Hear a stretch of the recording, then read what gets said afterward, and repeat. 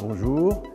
Après une première série de vidéos d'initiation à l'hydraulique que j'avais intitulée Comment faire bouillir de l'eau sans la faire chauffer, je vous propose maintenant une deuxième série de vidéos qu'on va appeler hydraulique de comptoir, hydraulique de trottoir. Et je vous propose de commencer maintenant par ce qu'on appelle le coup de bélier. Alors, imaginons un réservoir d'eau et une conduite d'adduction de longueur 2200 mètres dans un matériau métallique comme de la fonte. Et au bout de cette canalisation, un robinet vanne que je vais ouvrir ou fermer plus ou moins lentement. Si le robinet est complètement ouvert, je vais avoir une ligne de pression, donc la ligne piézométrique, correspondant à l'ouverture maximale, au débit maximal de transit de cette canalisation, en vert, ici. Maintenant, j'imagine une fermeture très brutale de cette vanne et on va essayer d'imaginer, avec des approches simplifiées, ce qui va se passer dans la canalisation et qu'on appelle simplement le coup de bélier. Pour imaginer le comportement de cette canalisation face à cette fermeture très rapide de vanne, je vais simuler une colonne de marcheurs, par exemple toute la promo d'étudiants qui marchent à la file indienne, les uns derrière les autres, et qui marchent lentement, et devant la première personne de tête, une vitre, une porte coulissante se ferme d'un seul coup. Donc la première personne va buter contre la vitre, et derrière, tous les étudiants, les uns derrière les autres, vont pousser et écraser cette personne contre la vitre. Maintenant, j'imagine que cette colonne marche beaucoup plus vite. Et la porte se ferme d'un seul coup. Pareil. Quelle est la différence? Dans le premier cas, si la colonne marche lentement, la première personne va être un peu écrasée, la deuxième un peu moins, et peut-être que la troisième sera à peine chatouillée. Dans le deuxième cas, avec une marche très rapide, imaginez que la première personne, elle va être complètement écrasée par la poussée de toute la colonne qui vient derrière. Et maintenant, je l'applique à cette canalisation qui marche à son débit maximum, et d'un seul coup, une vanne se ferme instantanément. En moins d'une seconde, on stoppe un flux lancé à grande vitesse. Il va se produire ce qu'on appelle un coup de bélier, qu'on entend parfois dans les canalisations, dans les immeubles, dans les hôtels, les vieux hôtels, avec les fermetures de robinet des chambres voisines, on entend des canalisations qui sont secouées, avec un bruit caractéristique. En fait, c'est le comportement de la canalisation qui va produire ce coup de bélier. On peut imaginer différents facteurs qui vont influencer le coup de bélier. La vitesse et le temps de la manœuvre. Si on passe d'une vitesse très élevée à une vitesse zéro en un temps très court, le delta V va être maximal. Si ce temps de manœuvre est relativement lent, on va plus ou moins absorber ce coup de bélier, il y aura moins de dégâts. On peut imaginer aussi le matériau. Si je remplace cette canalisation métallique en fonte par un gros tuyau d'arrosage, vous êtes dans votre jardin avec un gros tuyau d'arrosage ouvert au maximum, vous êtes au bout avec la lance d'arrosage. Vous arrosez à 10 mètres, 15 mètres avec le jet maximum. Et d'un seul coup, vous fermez votre lance d'arrosage. Vous voyez votre tuyau qui fait un espèce de soubresaut sur 2 ou 3 mètres, qui est un peu secoué, mais finalement, au robinet de départ, contre la maison, il n'y a pratiquement pas de conséquences. Le tuyau très mou d'arrosage en fait, à absorber cette variation de pression. Donc, dans les facteurs importants du coup de bélier, en plus du temps de manœuvre et de la vitesse, on va avoir les caractéristiques du matériau. Et une notion importante, c'est ce coefficient A, qu'on appelle la célérité, et l'unité est le mètre par seconde. C'est un peu la rigidité ou l'élasticité du matériau. Si le matériau est très mou, on aura A qui est relativement faible. Si le matériau est rigide, type acier, fonte, le coefficient A de célérité de l'onde sera relativement élevé. Par exemple, pour de la fonte, le coefficient A est de 1100 mètres par seconde. Ce qui veut dire que quand je vais fermer ma vanne instantanément, je vais avoir, comme pour le premier de la colonne de piétons qui s'écrase contre la vitre, je vais avoir une onde de pression qui va essayer de dilater ce matériau, qui va pousser sur la canalisation, sur les parois. Avec un matériau très mou, comme du plastique ou du tuyau d'arrosage, je vais avoir une grosse élasticité et je vais absorber cette variation.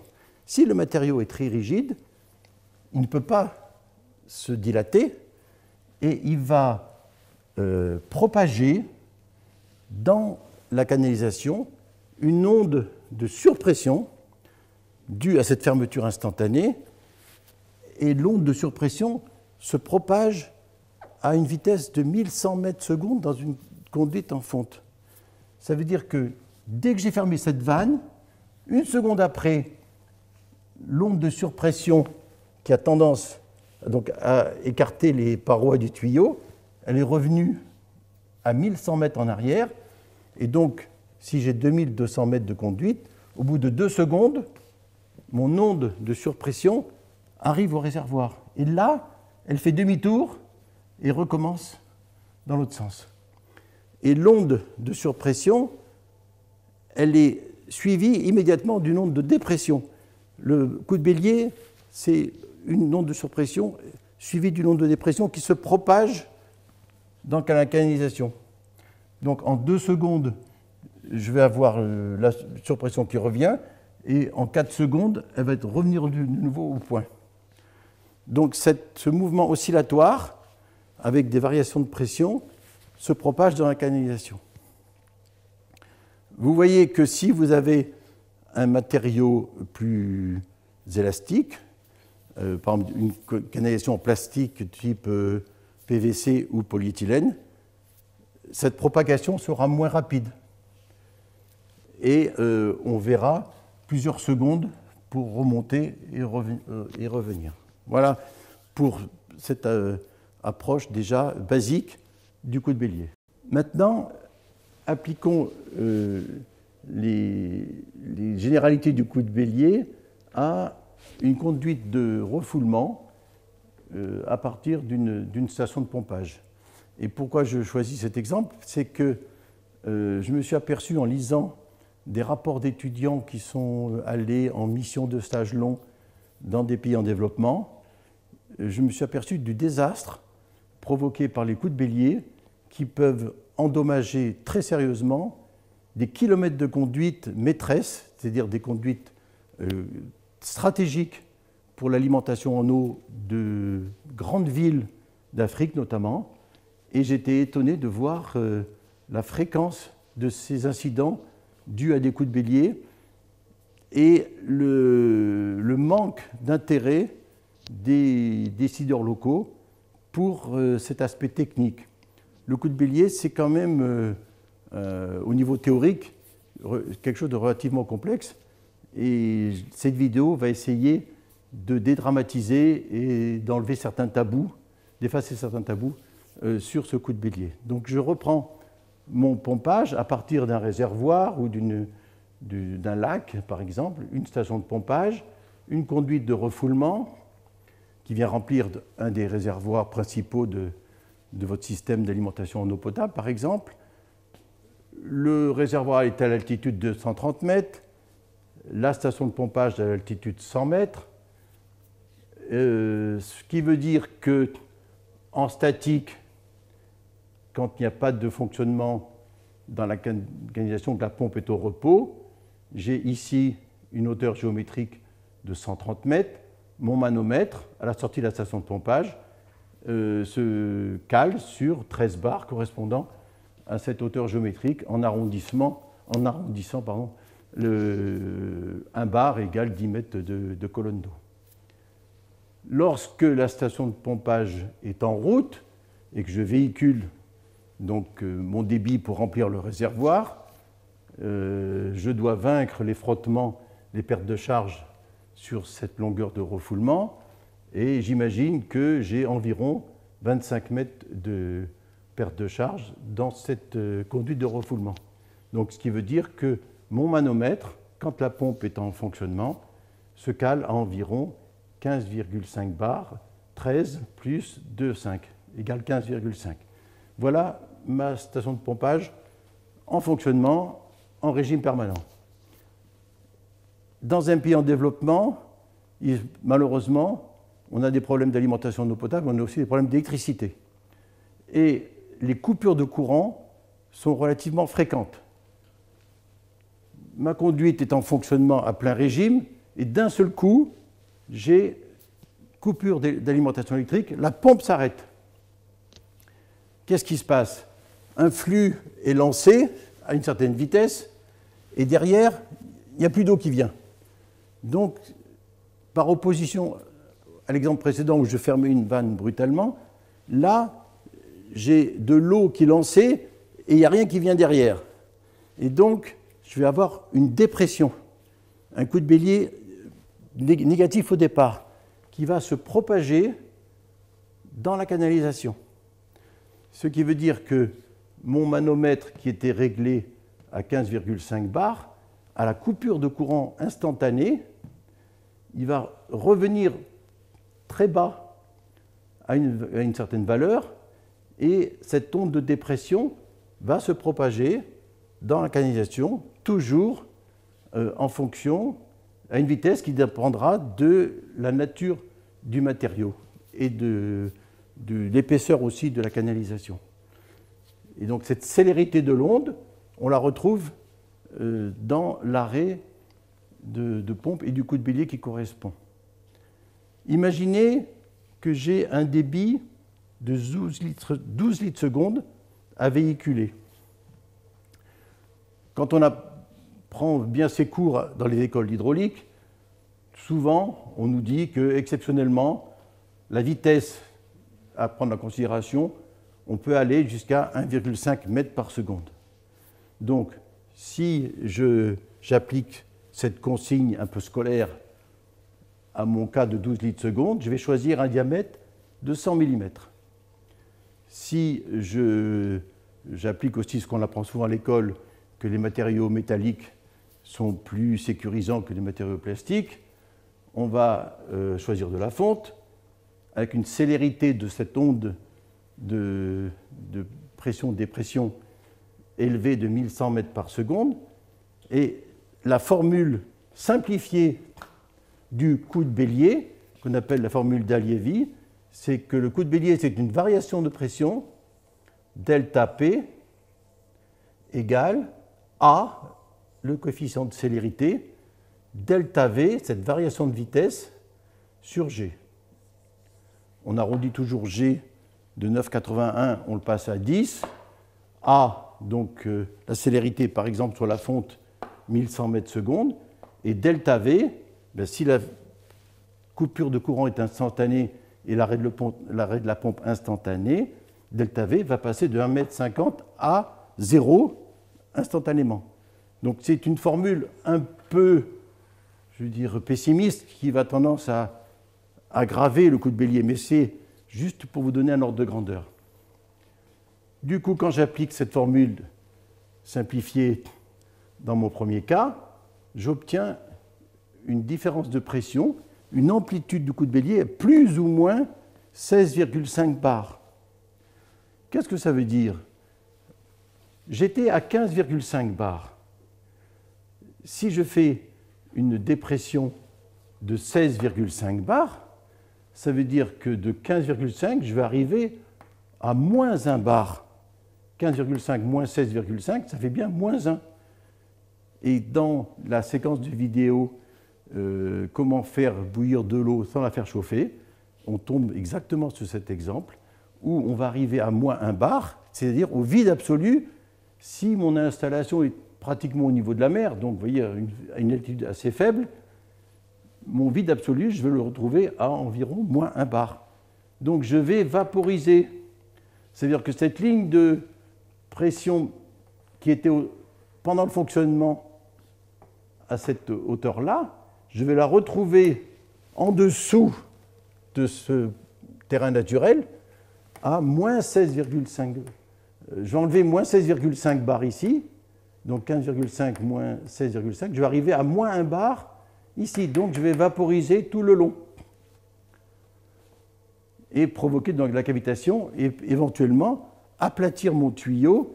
S'il n'est pas assez résistant à la dépression, on peut très bien avoir un aplatissement de ma canalisation. Si, en étant un peu plus je veux dire, pragmatique, au lieu de mettre du diamètre 100 mm pour véhiculer ce débit, je mets du 125 mm, ma vitesse correspondante est de 1 mètre par seconde au lieu de 1,5, et toujours avec de la fonte, je vais avoir une variation de pression de plus ou moins 11 bars. C'est-à-dire que d'ici, je vais tomber à 15,5 moins 11, c'est à environ 4,5 au moment de la dépression maximum, et sur pression, je vais être là, comme ça. Donc, en principe, pas de risque de vaporisation ici. Sauf, imaginez que ma conduite de refoulement fait une bosse, passe sur une petite colline et revient comme ça. Qu'est-ce qui va se passer? Je vais avoir le même problème de vaporisation quand l'onde de dépression va passer à moins 10 mètres de colonne d'eau. Je vais arriver au vide absolu et vaporisation immédiate, ébullition de l'eau dans la conduite, dépression et risque d'aplatissement du tuyau. D'où l'intérêt d'avoir des profils en long bien soignés.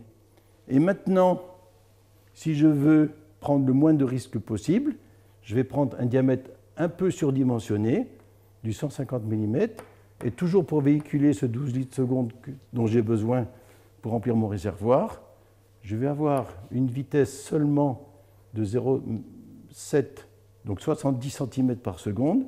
Et si j'ai choisi un matériau plastique type polyéthylène ou PVC, la célérité de l'onde est 3 fois moindre que dans des matériaux métalliques. Et du coup, quand j'applique cette formule simplifiée, je vais avoir une variation de pression, une amplitude plus ou moins 2,6 bars, donc pratiquement négligeable. Je vais avoir voilà, cette petite variation de pression. Donc, vous voyez que cette vitesse élevée avec un matériau rigide peut causer d'énormes problèmes dans les canalisations avec des ruptures quasiment instantanées de vieilles conduites un peu rouillées où l'acier a été un peu corrodé et avec des grosses fuites. Si je prends une vitesse un peu plus raisonnable, j'ai déjà moins de dégâts, mais l'intérêt, c'est d'utiliser parfois, de préférence, ces canalisations polyéthylène PVC qui, dans les fabrications maintenant normales, peuvent être utilisées à des pressions nominales de 16 bars, mais aussi de 20 bars, voire de 25 bars. Il existe des matériaux plastiques capables de fonctionner pendant 50 ans à 25 bars. Et sur fabrication spéciale, on a vu des canalisations qui pouvaient monter jusqu'à 32 bars, mais de façon assez exceptionnelle. Donc, nous sommes actuellement au niveau économique en fin 2020, dans une période où le prix du pétrole est très bas. Donc tous les matériaux plastiques dérivés du pétrole ont des coûts qui sont relativement modestes. Si on dimensionne les réseaux nouveaux, calculés pour 50 ans, avec des matériaux plastiques légèrement surdimensionnés, on voit qu'on va se protéger contre un phénomène qui est quand même des fois très dévastateur, qui s'appelle le coup de bélier.